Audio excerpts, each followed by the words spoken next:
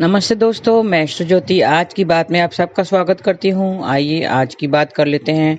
आज बहुत ही पवित्र दिन है। आज शनिवार का दिन है, तो शनिवार के दिन शनि मंदिर जाइए। पीपल के पेड़ पर दीपक जलाइए और प्रार्थना कीजिए, परिक्रमा कीजिए और शनिदेव जाके वहाँ पर आसन बिठाकर बैठ जाएं और अपनी मनोकामनाएं जो हैं वो प्रकट करें। तो आज शनिदेव की पूजा आराधना करनी है और उनका मंत्र जाप करना है। ओम प्राम प्रीम प्रौम सह शनिश्चराय नमः। और घर से नेगेटिविटी दूर करने के लिए शनिवार बहुत ही अच्छा दिन है। घर के चारों कोनों में आप क्रिस्टल बाउल में सेंधा नमक डालकर या फिटकरी का एक टुकड़ा डालकर रख लें, तो उससे सारे घर की नेगेटिविटी दूर हो जाती है। और एक दूसरा उपाय है कि घर में अगर पोछा लगा रहे हो तो उसके पानी में आप सेंधा नमक थोड़ा सा डालें, जैसे पानी नमकीन हो जाए, और उस तरह से पोछा लगाएंगे तो भी घर की सारी नेगेटिविटी दूर हो जाती है। तो ये शनिवार का उपाय है ये खास। और वास्तु की बात करें फिर उसके उपाय, आज के एकादशी तिथि है तो उद्या तिथि एकादशी है। उसके उपाय, उसकी कथा जरूर सुने। कथा सुनने से, श्रवण करने से भी आपको लाभ मिलता है। तो आइए वास्तु की बात कर लेते हैं। फर्नीचर की बात मैंने की थी। फर्नीचर घर में कोई खास दिन पे लाया जाता है। और फर्नीचर से जुड़ी और चर्चा कर लेते हैं कि फर्नीचर के किनारे नोकीले नहीं होने चाहिए। फर्नीचर के किनारे हमेशा गोलाकार होने चाहिए। नोकीले किनारे नेगेटिविटी एनर्जी छोड़ते हैं। तो कभी भी आप लाएंगे देखें, फर्नीचर के किनारों में नोकीले नहीं होने चाहिए। और फर्नीचर पर हल्के रंग की पॉलिश करें। तो ये थी वास्तु की बातें। आज सुबह 6:32 तक एकादशी थी, फिर द्वादशी लग चुकी है। मैंने कल बताई थी, कल पूरा दिन पार करके आज 6:32 तक सुबह एकादशी तिथि थी। लेकिन क्योंकि उद्या तिथि एकादशी, मतलब जब सूर्य उदय होता है उस वक्त एकादशी तिथि होने के कारण जो व्रत की एकादशी है, व्रत जो रखते हैं वो आज के दिन रखा जाएगा। व्रत एकादशी का व्रत उद्या तिथि एकादशी के कारण आज उत्पन्ना एकादशी व्रत है। आज के दिन उत्पन्न हुई थी एकादशी माता। साल भर तक एकादशी व्रत के अनुष्ठान के लिए व्रत आज से शुरू किया जाता है, क्योंकि आज उसका उत्पन्न प्रकट दिवस है। इसके लिए जो भी शुरुआत करनी है, एकादशी का अनुष्ठान जो करते हैं उनके लिए आज से शुरुआत करनी चाहिए। श्री हरि के शरीर से प्रकट हुई देवी ने मूर राक्षस का वध किया था। इसके लिए वो उत्पन्न हुई थी आज ही के दिन, तो इसके लिए उसका नाम उत्पन्ना एकादशी रखा है। श्री हरि के शरीर से वो उत्पन्न हुई थी। श्री हरि ने देवी को एकादशी का नाम दिया था। आज रात 11:36 तक शोभन योग रहेगा। एकादशी की मैं कथा अंत में सुनाऊंगी, आप बने रहिए, मेरे ऑडियो के अंत तक आप सुनते रहिए। आज शोभन योग रहेगा। शोभन योग में यात्रा मंगलमय और सुखद रहती है। और आज सुबह 10:40 तक द्वि पुष्कर योग रहेगा। द्वि पुष्कर योग किसी काम को 2 बार करने का सौभाग्य प्राप्त होता है। द्विपुष्कर योग में कोशिश का फल 2 गुना होकर प्राप्त होता है। आज सुबह 10:40 के बाद स्वाति नक्षत्र लग जाएगा। स्वाति एक शुभ नक्षत्र है और इसके जातक स्वतंत्र विचारों वाले होते हैं और इसका संबंध अर्जुन के पेड़ से बताया गया है। तो अर्जुन के पेड़ को नमस्कार करें और उसको किसी प्रकार का नुकसान नहीं पहुंचाना है। और आज शाम 6:45 तक मंगल ज्येष्ठा नक्षत्र में प्रवेश करेंगे। आज गोचर है, चेंज है, एनर्जीज चेंज है, तो थोड़ी सी एनर्जीज चेंज होगी। मंगल के नक्षत्र चेंज करने से थोड़े से आपको, अगर मंगल आपके बुरे स्थान पर बैठा हुआ है, अगर मांगलिक वगैरह है, तो थोड़े से दिक्कत हो सकती है। मसल्स पेन वगैरह, पुल जो होता है मसल पुल, उसके दिक्कतें हो सकती है। तो आप सावधानी रखें, उसका इलाज पहले ही आप कर दें, या मंगल का मंत्र आप जाप कर सकते हैं। मंगल के उपाय करने हैं। तो मंगल ज्येष्ठ नक्षत्र में प्रवेश करेंगे। 27 दिसंबर की रात 12:21 तक ये यहीं पर गोचर करते रहेंगे।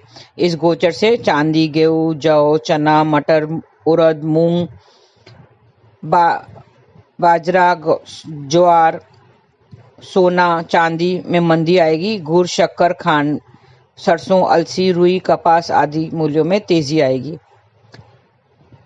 और तुलसी के जड़ से मिट्टी लेकर पानी में डालकर स्नान करें आज के दिन, तो आपकी सेहत में सुधार आएगा। अगर सेहत थोड़ी खराब रह रही है तो आज ये उपाय बता रही हूँ, आप नोट कर लें। तुलसी की जड़ से मिट्टी लेकर पानी में डालकर स्नान करें आज, और तुलसी माता को प्रणाम करें, और 5 गुंजा फल भगवान के सामने रखकर उसकी पूजा करें तो कारोबार में तरक्की होगी।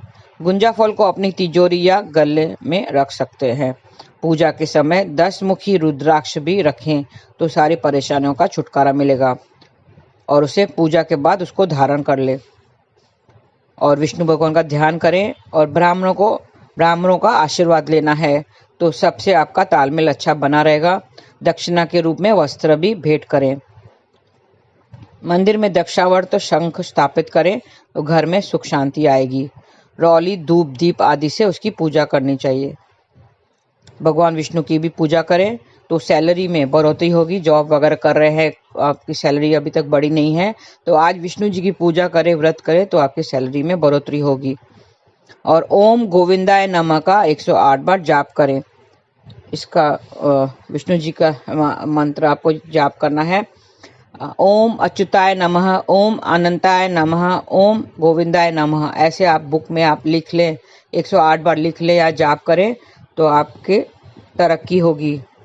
भगवान विष्णु को केसर युक्त दूध का भोग भी लगाना है।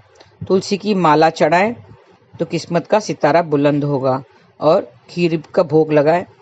अपने घर में बड़ों का आशीर्वाद लेना चाहिए आज तो कार्य में सफलता मिलेगी। जरूरतमंद को भोजन कराना चाहिए।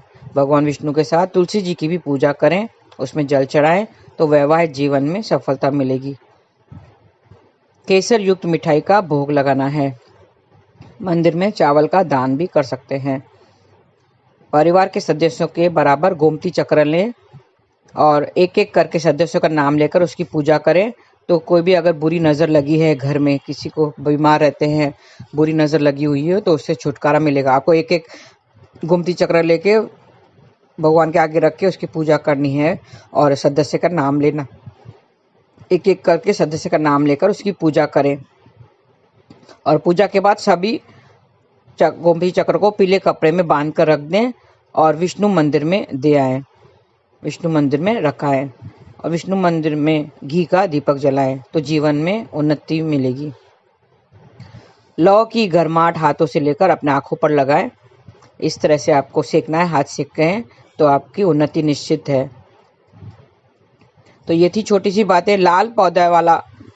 लाल फूल वाला पौधा आज धार्मिक स्थान पर लगाने से आपके खुशहाली छा जाएगी जीवन में। तो ये छोटी सी बातें हैं, उपाय हैं छोटे से। आज की तारीख में एकादशी का व्रत रखना है आपको, और हो सके चावल नहीं खाना है। एकादशी तिथि में चावल मनाही होती है, ग्रेन्स जो है गेहूँ चावल खाने की मनाही होती है, तो आप वो न खाएं और व्रत रखें। अब एकादशी की कथा बता देते हैं। कृष्ण कथा में हम एकादशी की बात करेंगे आज।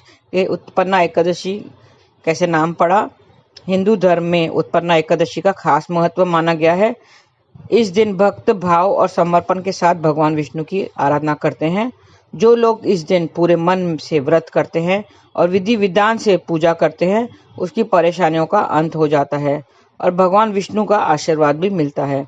इस बार उत्पन्ना एकादशी आज के 2 दिन में बट गई है। मैंने बताया था कल पूरे दिन एकादशी थी, क्योंकि आज उद्या तिथि एकादशी होने के कारण उत्पन्ना एकादशी का व्रत उपवास आज ही रखा जाएगा। उसकी उपासना के साथ इस एकादशी की कथा भी सुननी चाहिए। आपको व्रत रखे उसकी कथा भी सुननी चाहिए। आइए कथा सुन लेते हैं। भगवान श्री कृष्ण ने स्वयं एकादशी माता के जन्म और इस व्रत की कथा युधिष्ठिर को सुनाई थी। सतयुग में मूर नामक एक बलशाली राक्षस था।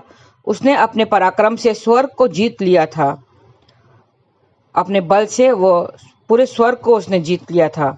अपने पराक्रम के आगे इंद्रदेव, वायुदेव और अग्निदेव भी नहीं टिक पाए थे। इसके लिए उन सभी को जीवन यापन के लिए मृत्युलोक जाना पड़ा।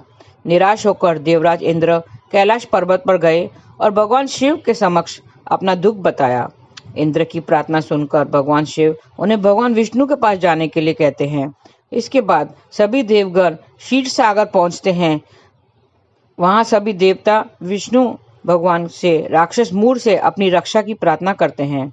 भगवान विष्णु सभी देवताओं को आश्वासन देते हैं और उसकी रक्षा का संकल्प लेते हैं। इसके बाद सभी देवता राक्षस मूर से युद्ध करने उनकी नगरी जाते हैं। कई सालों तक भगवान विष्णु और राक्षस मूर में युद्ध चलता रहा। युद्ध के समय भगवान विष्णु को नींद आने लगती है और वो विश्राम करने के लिए एक गुफा में सो जाते हैं। ये भी उसकी लीला ही है।